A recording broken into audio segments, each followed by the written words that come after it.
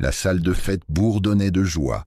Les familles prenaient des photos pendant que les diplômés, en robes élégantes, attendaient leur moment. Au milieu se tenait Daniel, un vétéran grisonnant dans une veste usée, serrant un billet froissé pour la cérémonie de remise des diplômes de son fils Ethan. Son cœur débordait de fierté, des années de sacrifice pour ce jour. Mais à l'entrée, un fonctionnaire siffle « Pas de vagabond » et le pousse dehors.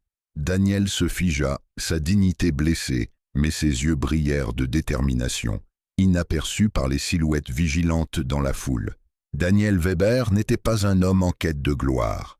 À 53 ans, il portait les marques d'une vie pleine de sacrifices, des tempes grisonnantes, une peau tannée par le soleil et une légère boiterie, témoignage d'une ancienne blessure de guerre. En tant qu'ancien soldat de la Bundeswehr, il avait passé presque 2 décennies de sa vie en service, souvent loin de sa famille, dans des zones de conflit où la poussière du vent du désert et le son des sirènes remplissaient ses journées.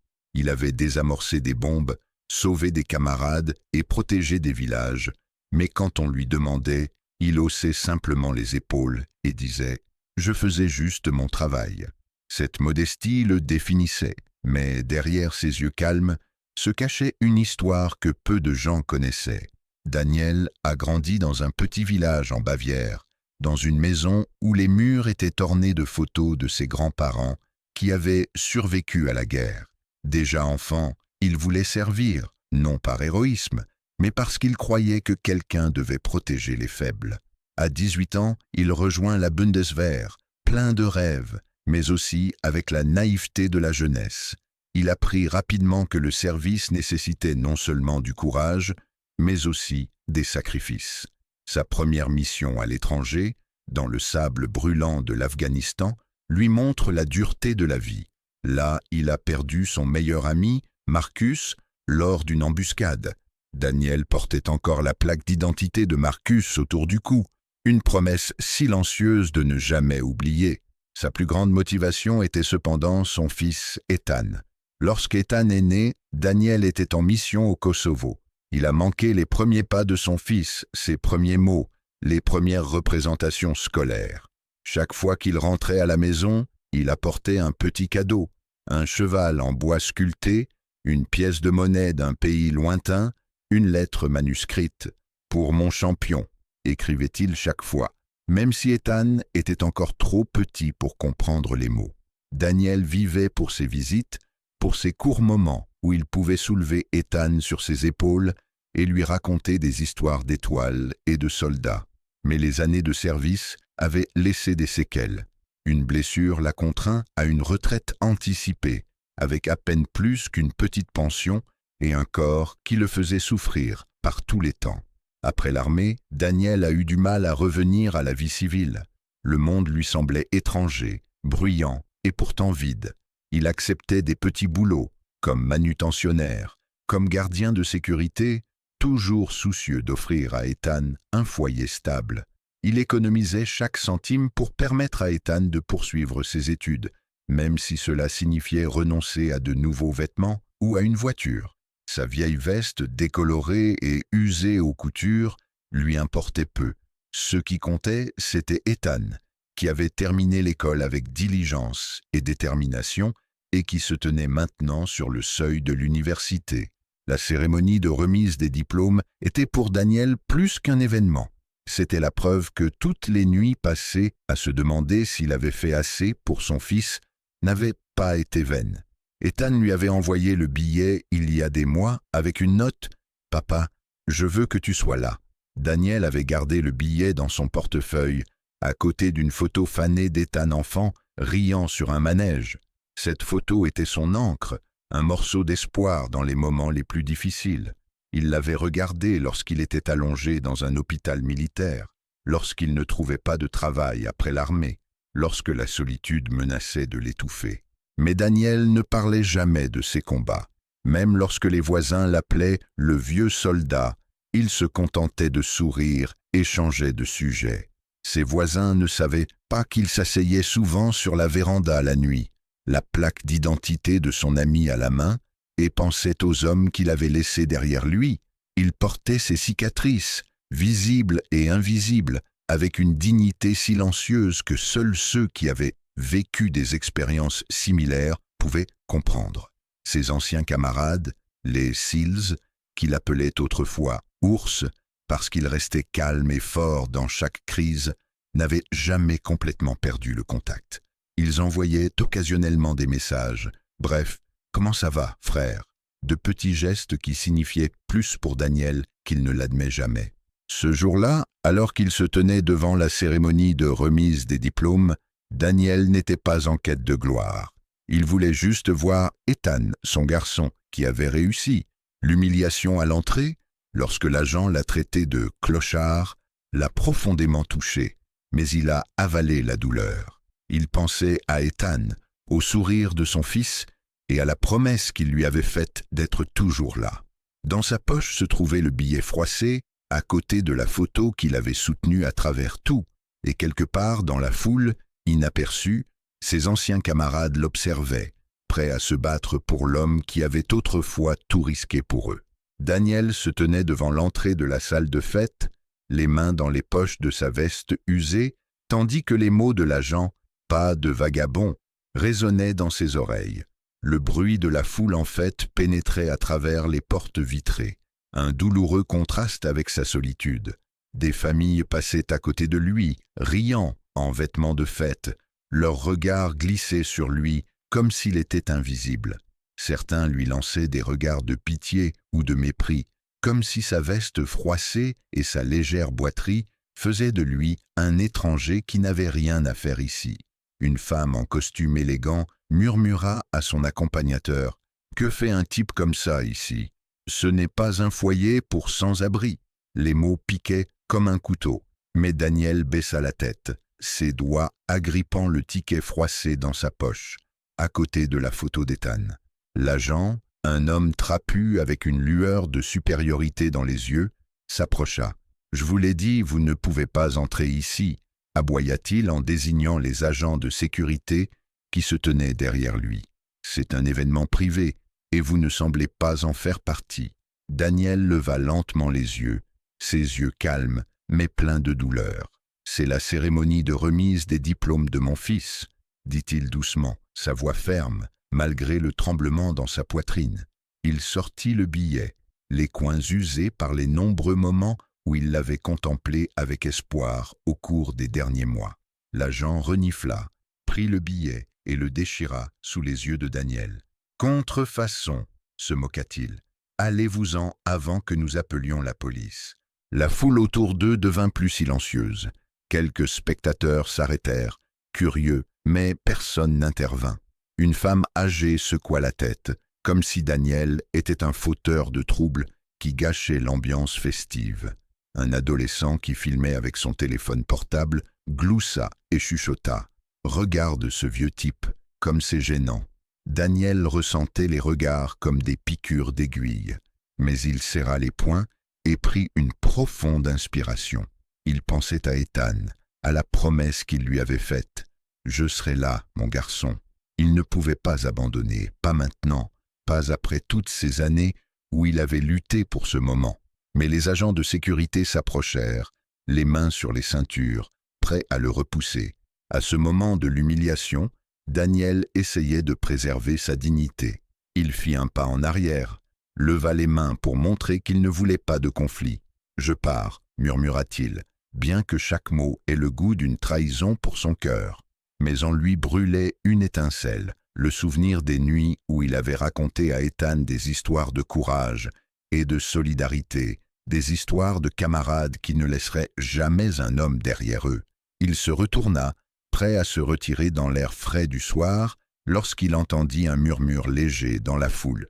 C'était à peine perceptible, mais c'était là, un murmure qui venait de plus loin.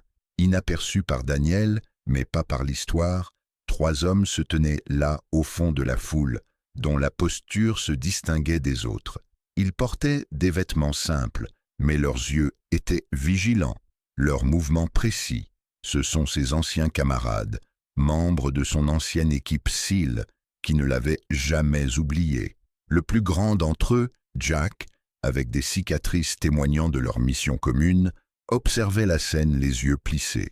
Sa main reposait légèrement sur l'épaule d'un jeune homme qui dit doucement « C'est Ber, vous ne pouvez pas le traiter comme ça. » Jack hocha la tête, son visage un masque de détermination. « Nous ne les abandonnerons pas, » murmura-t-il en retour, tandis que les deux autres hommes, à qui Daniel devait jadis la vie, se préparaient à avancer. La tension montait alors que Daniel s'éloignait lentement, chaque pas lourd du poids du rejet. Mais la foule commença à s'agiter, comme si elle sentait que quelque chose de grand se préparait. Un agent de sécurité attrapa Daniel par le bras, pas brusquement, mais fermement, et l'éloigna de l'entrée. « C'est fini, vieux », dit-il, sa voix froide. Mais à ce moment-là, Daniel ressentit quelque chose, une présence, une chaleur, qu'il n'avait pas ressentie depuis des années. Il se retourna et vit au loin les silhouettes de ses camarades qui se frayaient un chemin à travers la foule. Leurs regards se croisèrent, et pendant un instant, le monde sembla s'arrêter. Daniel ne savait pas ce qu'ils avaient en tête, mais il connaissait ce regard. C'était le regard d'homme qui irait au feu pour lui, tout comme il l'avait fait autrefois pour eux. Les spectateurs ressentent la tension croissante, l'injustice s'imprime dans leur cœur, et la présence subtile des cils leur donne l'espoir que l'histoire de Daniel ne s'arrête pas ici. La question de savoir comment ces hommes vont intervenir tient les spectateurs en haleine, leurs émotions tiraillées entre l'indignation et le désir de justice. Les agents de sécurité éloignèrent Daniel de l'entrée, leur prise était ferme mais pas brutale. La salle de fête n'était qu'à quelques mètres, mais pour Daniel, cela ressemblait à un gouffre infranchissable. La foule, qui venait à peine de chuchoter et de se moquer, était maintenant silencieuse. Ses regards suivaient le spectacle avec un mélange de curiosité et d'indifférence. Daniel tenait la tête baissée, ses pensées tournées vers Ethan, qui se tenait sur scène à l'intérieur, sans savoir que son père était si proche et pourtant si loin. Soudain, un bruit aigu déchira le silence, le grincement lourd d'une chaise glissant sur le sol. Cela venait de la foule, et toutes les têtes se tournèrent. Jack, le chef de l'équipe SEAL, s'avança, sa silhouette massive comme un roc dans la foule ondulante. Ses cicatrices brillaient à la lumière du soleil couchant, et ses yeux brûlaient de détermination. Derrière lui, deux autres hommes se levèrent, leurs mouvements synchronisés, comme s'ils avaient répété ce moment 1000 fois. La foule retint son souffle lorsque Jack ouvrit sa veste et sortit un insigne, l'emblème des SEAL, brillant et fier. « Cet homme, » commença Jack, sa voix profonde et percutante, « n'est pas un vagabond.